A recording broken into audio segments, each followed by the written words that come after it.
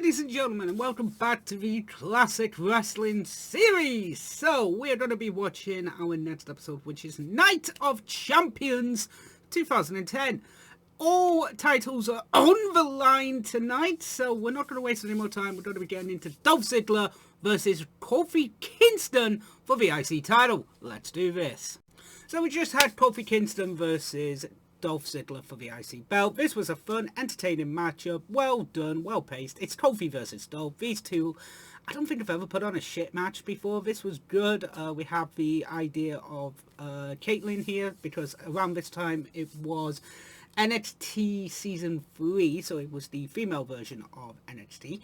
It was fun. The match was great. It was entertaining. Ziggler wins with the zigzag on Kofi. And yeah, it was just a fun, different style matchup that just gets to the point of it was fun. And the story, it was entertaining. It was brilliantly done. So, in one of our main events, we will be having a six-pack challenge for the WWE Championship. So, we are currently having, I believe it's Edge, talking about how he is going to be winning the WWE Championship. Coming up about how he is the ultimate opportunist and everything like that. So our next matchup is it's CM Punk versus Big Show.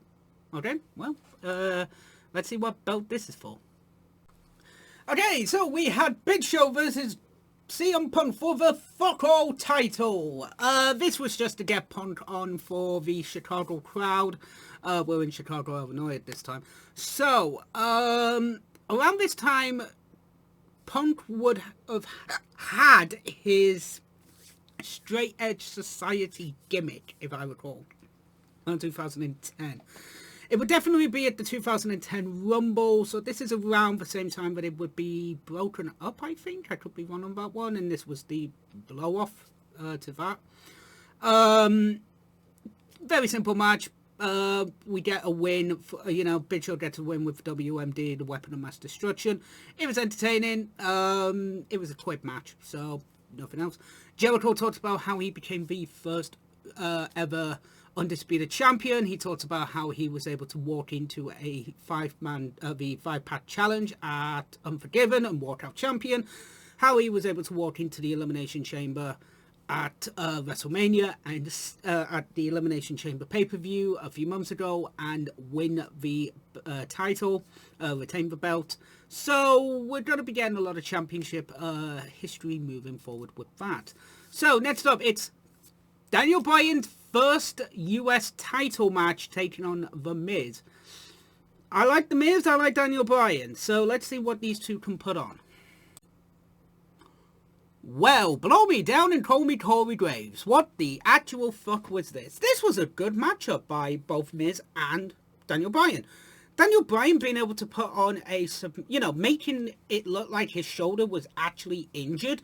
That is good selling. The Miz targeting the arm, targeting the shoulder, going for submissions, trying to break the arm.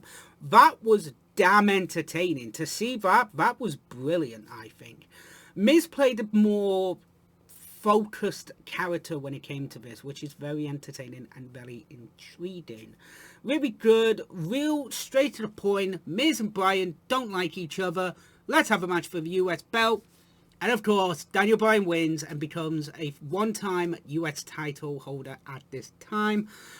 This was brilliant. It was a good matchup. The LaBelle Lock gets the win for Daniel Bryan, and moving forward, he would carry on his feud with The Miz.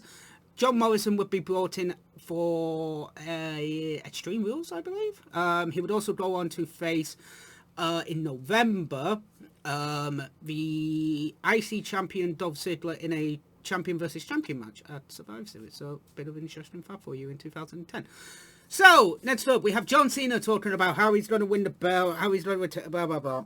And now we have, it's a women's unification match. It is Melina versus Michelle McCool. Let's do this.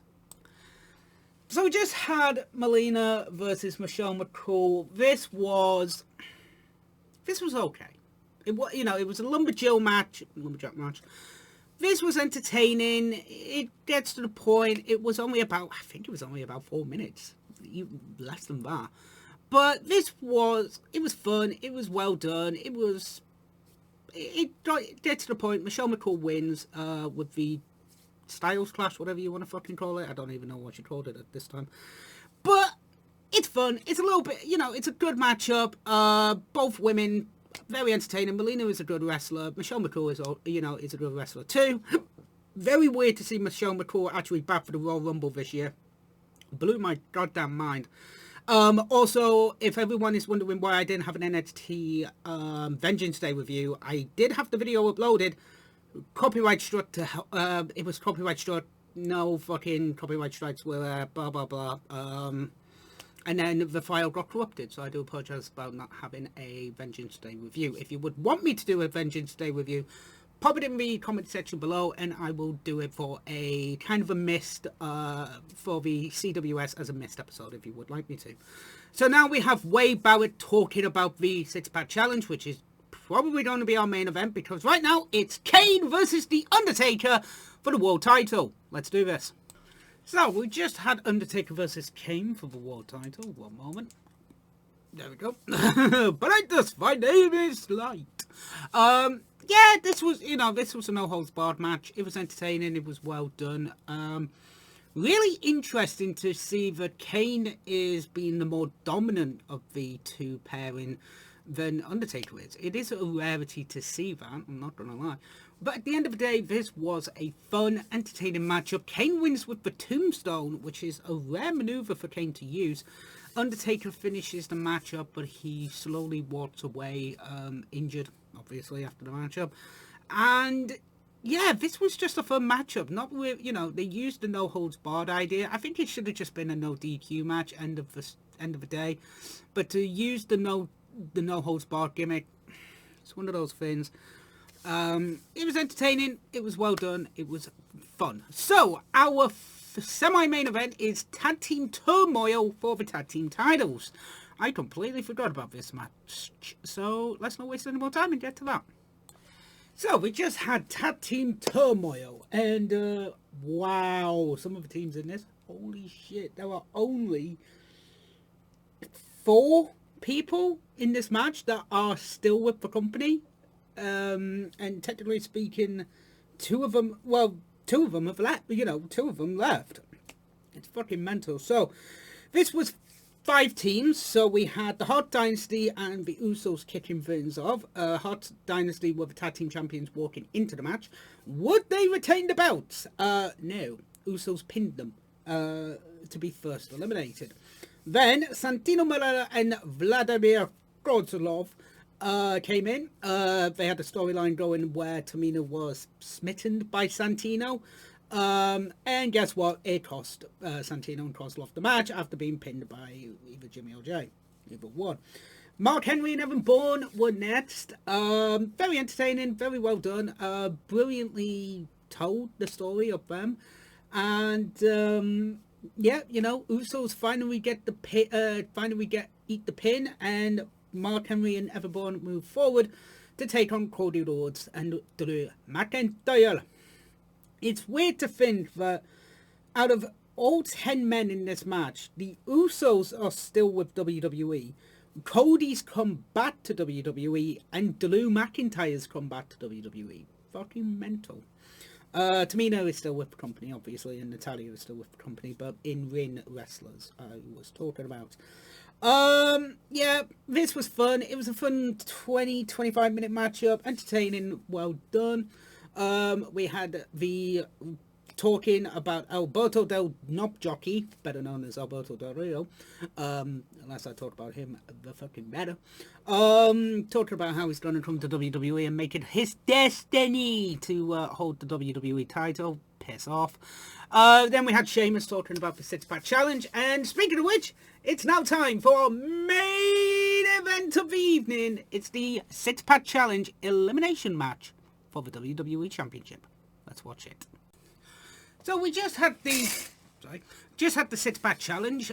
John Cena versus Wade Barrett versus Edge versus Randy Orton versus Chris Jericho versus Sheamus. What did I think of this matchup? It's fun. It's an entertaining matchup. The 6-pack challenge is always fun. And yeah, this was a brilliant matchup. So, who was eliminated when? So, Jericho was eliminated quick, like a few minutes into the match, by an RKO from Mr. Randall Keith Orton. Edge was then eliminated by a Attitude Adjustment, better known as an AA. Cena was eliminated by a Wasteland from Wade Barrett. Nedslers come in and basically destroy him. Barrett gets taken out with an RKO, and then Sheamus gets taken out with an RKO as well. Your winner and new WWE Champion, Randy Orton, only for 24 hours, because The Miz would cash in the next night on Raw and become WWE Champion with the Money in the Bank briefcase. So it was around this time where anything was possible. It was either before, it was after Night of Champions or after Hell in a Cell, because in 2 weeks from this night was Hell in a Cell. It was actually Bragging Rights, not Survivor Series, where Dolph Ziggler and Daniel Bryan would have their matchup. So apologies on that one, their first matchup. Well, I think the match overall, yeah, it was good. Orton winning, yeah, that was entertaining. And to be honest, it was a fun show. Entertaining. Watched it all the way through, yeah. Very, very good. If you want to catch it, it's on the WWE Network. So, yeah, ladies and gentlemen, thank you very much for watching the Classic Wrestling Series Season 2, Episode 20, I believe. This is now Episode 20. Holy crap. So, I will see you in 2 weeks' time for the next episode of the Classic Wrestling Series. TTFN. Ta-ta. For now.